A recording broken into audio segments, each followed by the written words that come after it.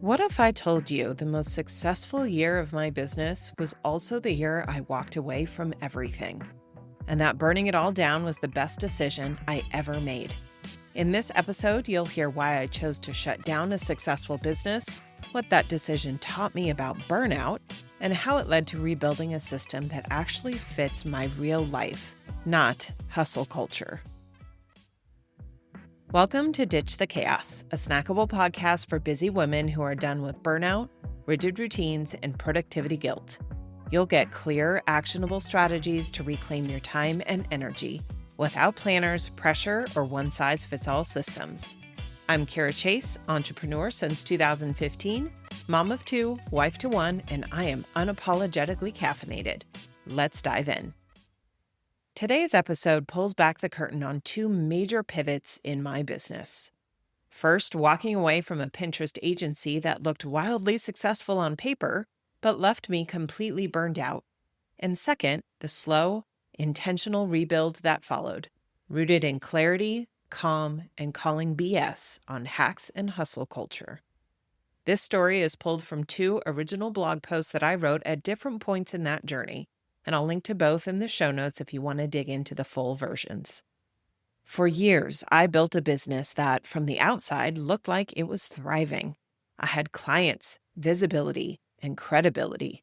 I was speaking at conferences, guesting on podcasts, and growing an agency that focused on Pinterest marketing for small businesses.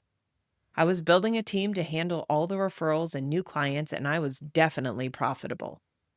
But behind the scenes, I was exhausted. Juggling clients, managing team members, dealing with platform shifts that felt constant and unpredictable. Pinterest changed, sometimes every other week. Clients changed. And the commitments I had as a working mom of two were starting to break under the weight of it all. I was starting to break. But even with more money, clients, and visibility, I somehow had less clarity and even less peace. Eventually, I realized I wasn't just tired. I was completely burned out. So I did what most people wouldn't dare to do when all the numbers still look really good. I shut it all down. My burnout didn't happen overnight with a big collapse. It was a slow fading from my audience online, letting go of clients and team members one by one, and shutting down my membership site.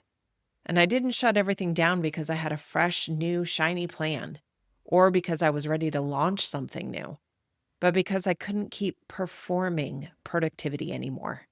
And that decision was terrifying. I walked away from everything I had built since 2015. But what came next wasn't reinvention. It was rest. It was unlearning. It was admitting that I had built a business that didn't actually fit my life. And it was also navigating an underlying health issue that became unignorable. From 2022 to 2024, and really still to today, I was sidelined with chronic health problems that completely wiped out my ability to function the way I was used to. Brain fog, fatigue, anxiety, and tons of physical symptoms made even basic routines feel overwhelming. I tried to keep my business on life support, but nothing worked. Eventually, I gave myself permission to stop. No more pushing. No more checking boxes on a to-do list. I focused on getting better, slowly, imperfectly, and completely off the algorithm's radar. Taking off the pressure of trying to claw my way back made a huge difference. And in the space that opened up, something else began to take shape. When I finally had the mental space and had made progress on my health, I started asking better questions. What would it look like to build a business that supports my energy, not drains it?